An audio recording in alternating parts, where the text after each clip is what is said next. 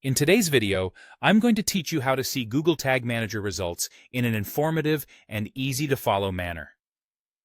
Whether you're new to this tool or a seasoned user, understanding how to preview and debug your changes is essential for ensuring everything works as intended before going live. To start, you'll want to open your Google Tag Manager account and select the appropriate workspace where you've configured your tags. Once you're in your workspace, locate the Preview button, which is typically found in the top right corner of your screen. Clicking this button will enable Debug Mode, a crucial feature that allows you to see real-time data about how your tags operate on your site or application. This is essential for verifying that your tags are firing correctly and capturing the necessary data. After you enable Debug Mode, your page will refresh, and you'll see a new window or tab open up labeled Tag Assistant.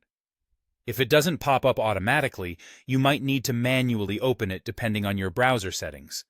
This is where you can monitor all the tags that are firing or failing, giving you a detailed behind-the-scenes view.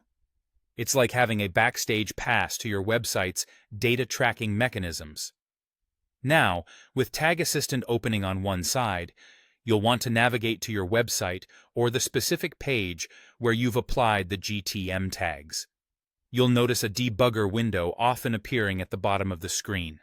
This is where the magic happens. As you interact with your page, clicking buttons, visiting links, or triggering other actions, you can watch how and when your tags fire. This direct feedback is invaluable for ensuring that your configurations meet your expectations. As you perform actions on the site, keep an eye on the Tag Assistant to verify that each tag is executing as planned.